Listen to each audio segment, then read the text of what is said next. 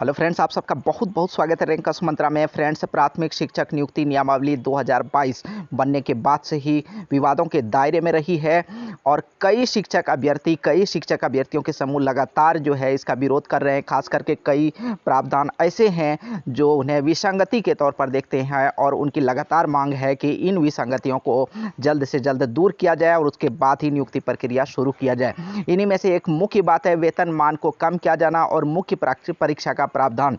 पहले जे-टेट पास करने के बाद सीधी नियुक्ति होती थी, लेकिन इस बार जो है जे-टेट जिन्होंने पास किया है उसके लिए मुख्य परीक्षा का प्रावधान किया गया और मुख्य परीक्षा में उत्तीर्ण होने के बाद ही मेधा अंक के आधार पर उसकी नियुक्ति की जाएगी।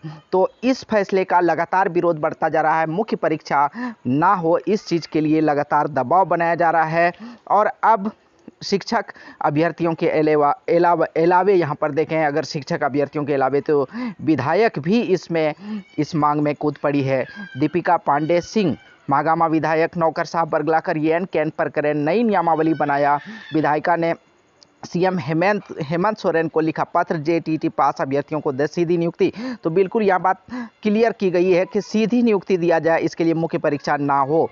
कांग्रेस विधायक दीपिका पांडे सिंह ने मुख्यमंत्री हेमंत सोरेन को पत्र लिखकर जे-टीईटी पास करने वाले अभ्यर्थियों को सीधी नियुक्ति कर लेने की मांग की है। उन्होंने सीएम से कहा कि सरकार में बैठे नौकर साहब बरगलाकर येन कैन प्रकरण नई नियमावली बनाया जिसमें कई सारी विसंगतियां हैं। तो एक बार इन्होंने यहाँ पर फिर से उजागर किया है कि विसंगतियां हैं और उसे दूर किया जाना चाहिए। और जे-टेट जो पास अभ्यर्थी हैं लगातार इस बारे में सरकार को पत्र के माध्यम से विसंगतियों के बारे में भी अवगत करा रहे हैं, लेकिन अब तक इस बारे में कुछ कार्रवाई नहीं हुई है, कोई संशोधन नहीं हुआ है। मुख्यमंत्री को लिखे पत्र में श्रीमती पांडे ने बताया कि जे-टीटी पास प्रमाण पत्र में साफ साफ अंकित है कि आप सहायक शिक्षक बनने के योग्य हैं। नई नियमावली में सहायक शिक्षक के जगह पर सहायक आचार्य अंकित किया गया। उन्होंने कहा कि नई नियमावली कंडिका 8 ख एवं ग के अनुसार 350 अंकों का 3 पालियों में 7.5 घंटा परीक्षा का प्रावधान किया गया, जबकि देश के किसी भी अन्य राज्य में, यहाँ पर एक बहुत ही इंपॉर्टेंट बात कही गई कि देश के किसी अन्य राज्य में टीईटी सफल अभ्यर्थियों को फिर से परीक्षा का कोई प्रावधान नहीं है।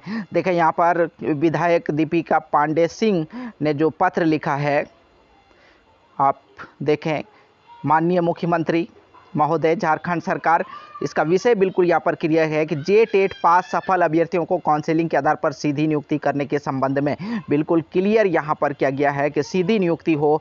एक बार फिर दबाव बनाया जा रहा है और इस विसंगति को दूर करने के प्रयास किए जा रहे हैं। यहाँ पर देखें, जे-टेट प्रमाण पत्र में साफ साफ अंकित है कि आप सहायक शिक्षक बनने के योग्य हैं। तो फिर से मुख्य परीक्षा का प्रावधान यहाँ पर विसंगति के तौर पर देखा जा रहा है और टेट पास अभ्यर्थियों की सीधी बहाली कराए सीएम। विधायक, यहाँ भी दीपिका पांडे सिंह से संबंधित न्यूज़ है कि झारखंड में जो टेट सफल अभ्यर्थी हैं उसकी काउंसलिंग के आधार पर सीधी नियुक्ति करने की मांग की गई है।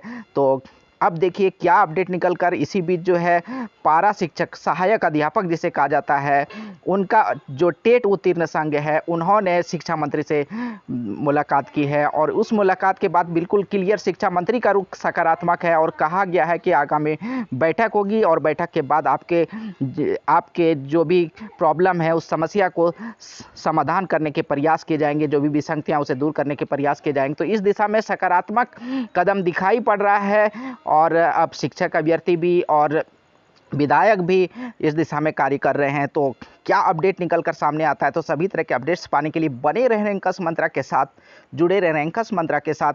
अगर अभी तक चैनल को सब्सक्राइब नहीं किया, सब्सक्राइब जरूर कर लें। धन्यवाद। जय हिंद।